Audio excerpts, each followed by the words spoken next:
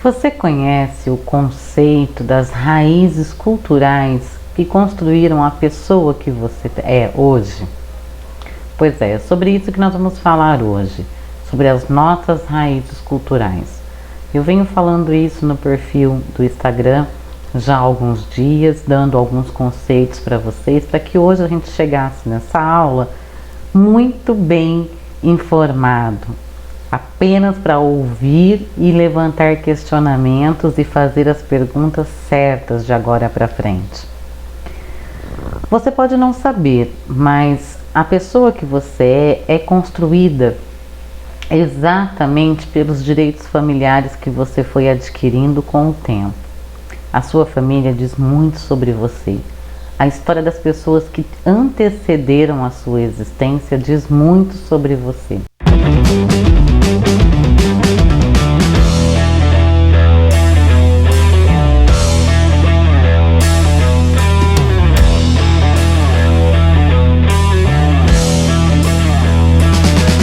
Sabe, o processo de civilização, a dependência do modo de manutenção da própria vida, a organização social a qual você pertence, a manifestação dos seus valores sociais, desde a origem tribal que nós temos, ao casamento romano, passando então a chegar no que hoje nós temos, né, nos dias atuais, a alteração dos nossos valores, elas não poderiam ter acontecido com essa velocidade, nessa proporção.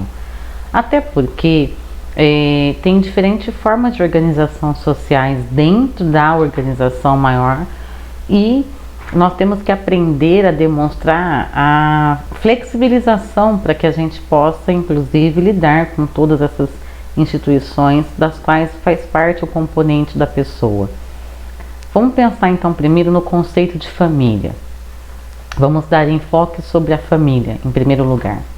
Se a gente pensar no que os estudiosos, né, no conceito histórico, cultural e até dentro dos conceitos sociais, no aspectos que importam, né, nós chamamos hoje de família todo modo de mencionar o nosso trabalho, principalmente para ilustrar o cenário do qual uma pessoa está inserida, do qual ela convive e vive. Eu quero ser bem objetiva com vocês. O que você entende por sua família? Quais são as pessoas que compõem a sua família? Quando você entende quem são as pessoas que fazem parte da sua família, você começa inclusive a identificar melhor a sua própria história. Pensamos assim, numa casa mora mãe, pai, irmão mais velho, que é fruto do primeiro casamento do pai, irmão do meio, que é fruto do casamento da mãe e do pai, irmão caçula, que também é fruto dessa mesma união. Também mora a avó, que é mãe do pai, e também mora, vamos dizer, um tio que ficou desempregado, que está numa situação complicada e veio morar nessa casa. Essas pessoas fazem parte da sua família. Mas quem são os seus parentes? Parentes são as pessoas que fogem de pai, mãe e irmãos. Então, o conceito de família é também agregar tios, tias, vovô, primos, cônjuges de tios, cônjuges de primos, que é o conceito de parente. Agora, o conceito de família é pai, mãe e irmãos. Se todos moram na mesma casa, se todos moram em casas separadas, esse é o conceito que a gente vai ter de família. Vamos imaginar então que esse irmão mais velho case e que ele more numa outra casa, que tenha esposa e filho. Eles deixam de ser família? Não, o irmão continua sendo família. Só que o fato de construir a sua própria família coloca ele em questão de parentesco. Por que eu estou explicando isso para vocês? Nós somos a soma, em média, das 5 pessoas mais próximas das quais convivemos. Alguns são membros integrantes da nossa família, outros não. Outros são pessoas que nós vamos agregando à nossa vida. Alguns são parentes, outros são amigos, não tem laço consanguíneo, mas essas pessoas influenciam diretamente tanto no nosso aprendizado quanto nas nossas limitações. Sabe aquela história de tudo que você ouve muitas vezes acaba sendo uma verdade para você? Pois é, quando as pessoas dizem que você não tem capacidade, não vai conquistar algo, elas estão realmente dizendo isso para você e você não está acreditando. Mas por ouvir tantas vezes, o cérebro associa isso como uma verdade e aí vai limitando você. O Lewis Morgan, ele costuma usar a evolução de Darwin para explicar o conceito do humano e da família, nosso desenvolvimento progressivo na sociedade. É um conceito legal da gente entender, mas eu quero mostrar para vocês também que outras pessoas vão explicar isso muito bem, inclusive você mesmo, quando você olha para a sua própria história. Vamos imaginar que você não gosta de um comportamento de alguém que convive com você. A tua reação ao comportamento da outra pessoa vai acabar dizendo muito sobre você também. O Darwin vai explicar e o Lewis Morgan ele vai reforçar, né? O desenvolvimento progressivo da sociedade ele é dividido desde que na época da selvageria até a civilização passar por um processo de barbárie para, segundo o autor, nessas etapas evolutivas a gente ir construindo o que nós chamamos de subsistência e hoje refletir no nosso modo de organização familiar. A habilidade produtiva da pessoa ela desempenha um papel fundamental, decisivo entre o grau de superioridade entre homens e mulheres ou independente do papel que você ocupe dentro da família, quanto maior o seu nível de produtividade, parece que maior é o seu nível de importância no poder de decisões. Isso tudo é explicado perfeitamente por esses dois estudiosos.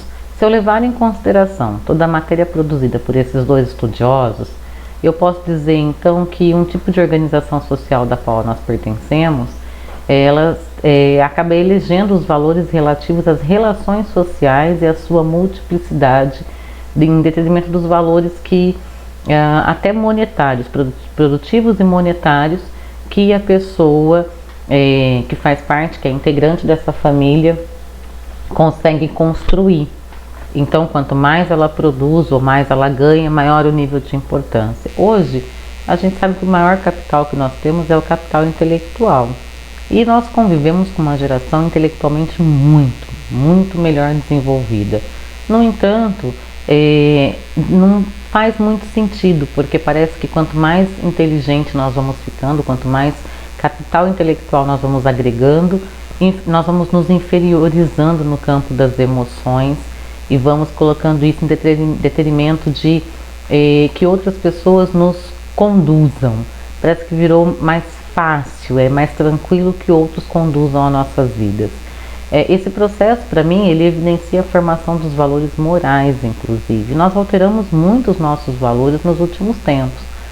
E tudo isso é em detrimento da própria história daquela pessoa, daquela família, daquele indivíduo na família, na construção das suas raízes. Se você vem de uma família que tem a religião X, e em determinado momento você se identifica com mais afinidades para a religião Y, por exemplo, parece que cria tira o vínculo, né? Parece que você acaba desvinculando, porque as ideias acabam mudando, a forma de pensar e agir também. As mesmas coisas acontecem com os nossos comportamentos, com os segmentos dos quais a gente se propõe a seguir na vida. Quem tem mais de 40 anos vai concordar comigo ou não. Se não concordar, coloca aqui nos comentários para a gente debater em algum momento. Você tirou dos seus filhos o direito de conquista e isso acabou prejudicando os seus filhos, mas isso é em virtude da forma com que você foi criado. Então o que nós com mais de 40 anos pensávamos, né? E descobrimos que estamos, né, para quem não mudou, muito errado. Eu vou fornecer para o meu filho tudo aquilo que eu não tive. E aí você acha que você não teve algumas coisas. Se você teve uma dificuldade muito grande para estudar, para se formar, você quer proporcionar isso para o seu filho, matriculando ele nas ótimas escolas, nos melhores cursos, nas melhores universidades, proporcionando para ele tempo e condições para que ele possa, inclusive, estudar e se desenvolver. Mas você esquece de perguntar quais são as paixões vinculadas àquela criatura, né? Aquela pessoa dentro da sua família. Quantas famílias acabam se degladiando no futuro porque forçaram os seus filhos a construírem e realizarem os sonhos que elas não conseguiram desenvolver no seu período mais jovem. Quantos pais eu vejo fazendo isso e acaba gerando diversos conflitos nas famílias por conta disso. Ele quis ser médico, não conseguiu, então ele incentivou e valorou o filho para que o filho fosse o médico que ele não foi. Ou então ele é de uma carreira bem sucedida, vamos supor que ele é um advogado de renome e ele quer que o filho toque os negócios da família, trabalhando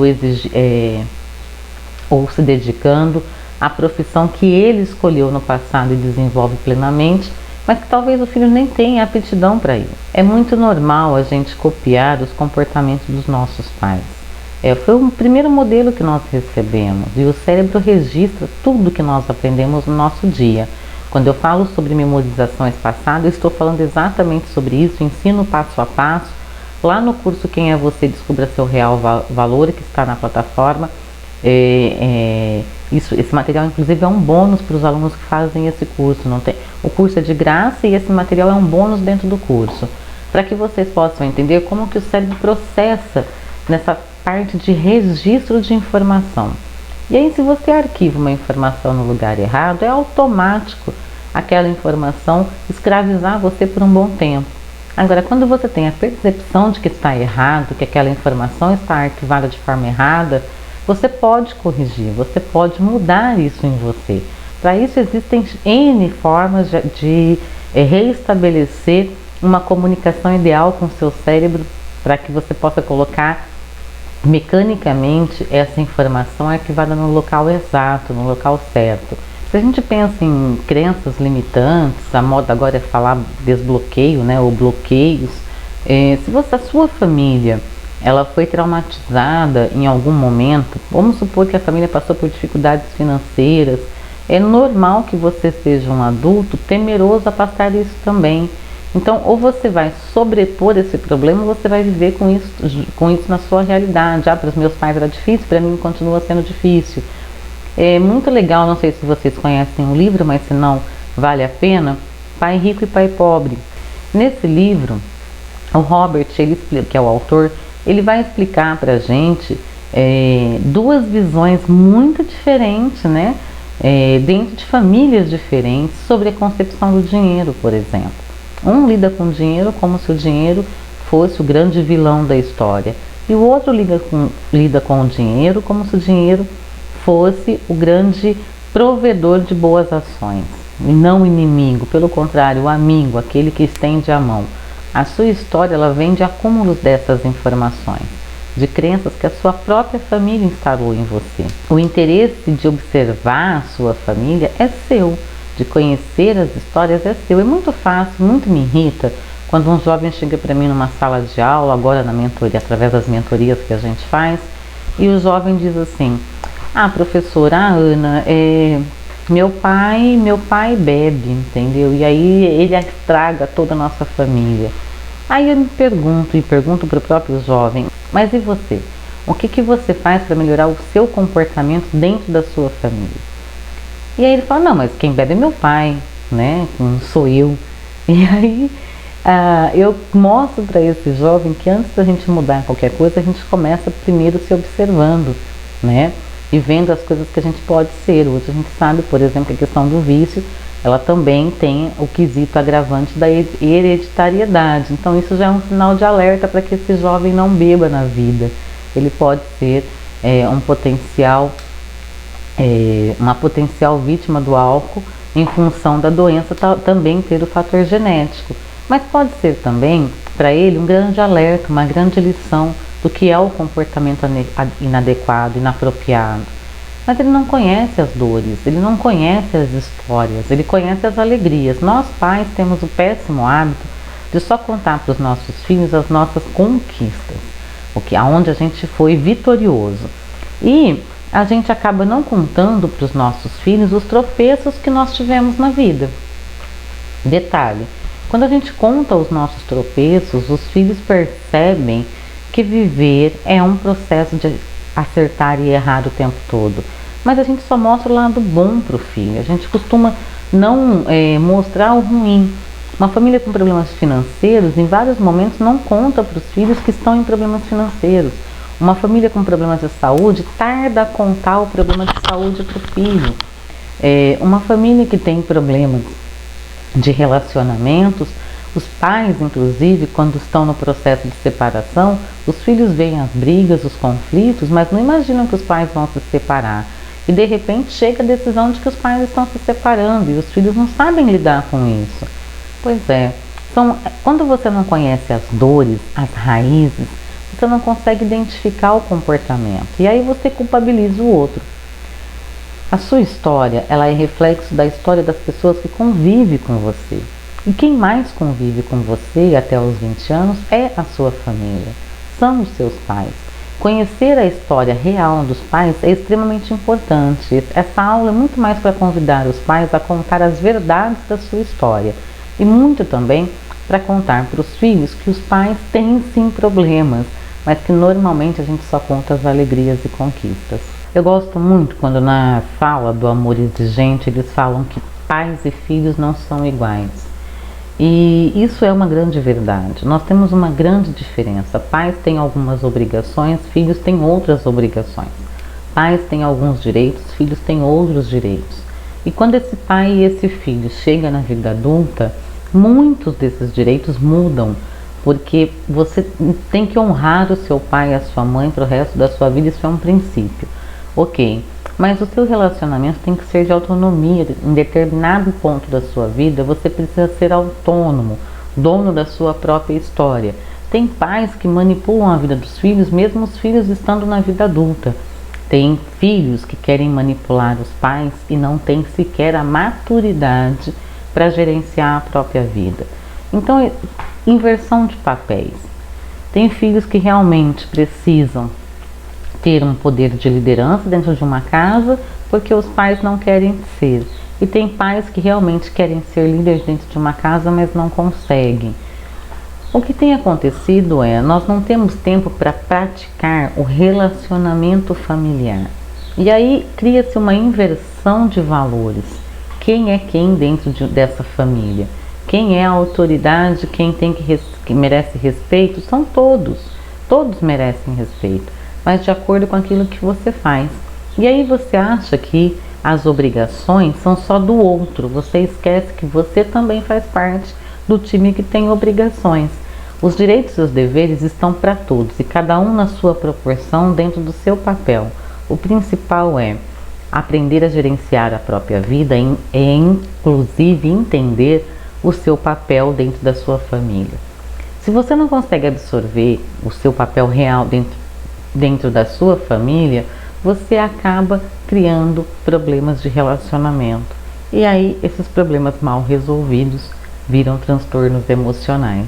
Os transtornos estão aí para qualquer pessoa, para mim, para vocês, porque na verdade é como lidamos com as coisas que nos acontecem que faz total diferença no nosso dia a dia. Falar sobre as raízes da sua existência, as suas raízes familiares, é entender muito de quem você é. Eu quero convidar vocês a gastar um tempo. Aproveite que nós estamos no fim de semana e gaste um tempo para descobrir a história da sua família. Quantos anos o seu pai e a sua mãe se casaram, o que eles tinham, o que eles estudavam, quais eram os sonhos que eles tinham nessa época, o que eles realizaram, o que eles procrastinaram ou que adiaram em função da família que construíram, quais seriam as metas que eles teriam atingido, quais eram os sonhos. Quando eu chego na linha do vô e da avó, ainda a maioria sabe contar um pouco dessa história. Um pouco significa bem pouco. Agora, quando eu parto para um outro patamar, e seu bisavô e sua bisavó e seus tios não tão próximos, ninguém se conhece. O convite é, nesse domingo, a gente não pode se reunir em função do que vem acontecendo, mas a gente pode se conhecer. Proponha-se a primeiro conhecer a história do seu pai e da sua mãe. Depois vai afunilando, inclusive, para os seus irmãos. Às vezes você convive na mesma casa e não conhece nada do outro, ou porque você não quis, ou porque o outro não se propõe a abrir essa porta para que você entre. Então seja você o diferente. Quando você muda, tudo muda. Seja você a pessoa a querer conhecer um pouco mais as ambições, as aspirações, as metas, as conquistas, as derrotas e as lágrimas. Às vezes o que você vê é só a meia verdade que o outro quer contar. Seja você um curioso da história do outro, para que você possa entender também a sua própria história. E deixe que as pessoas que tiverem interesse em conhecer a sua história e as suas verdades também saibam seu ponto de vista. Na próxima aula a gente vai falar sobre procrastinação. Será que você sabe o que é isso? Na verdade, desde quando você procrastina alguma coisa? Eu espero você semana que vem. Gostou do conteúdo? Curta, compartilha, conte para os amigos, mas o principal, se inscreva no canal e ative as notificações. Isso é importante para que você não perca nada do que a gente produz, para que outras pessoas entendam que o nosso conteúdo faz sentido para você, transforma pessoas e multiplica informações que podem salvar vidas. Quando você não empreende os seus sonhos, você será sempre extremamente mal pago para empreender os sonhos dos outros. Até a próxima, gente! Se você gostou desse vídeo, deixe seu like, se inscreva no canal e ative as notificações e não esqueça de nos seguir nas redes sociais. Um beijo pra você e tchau!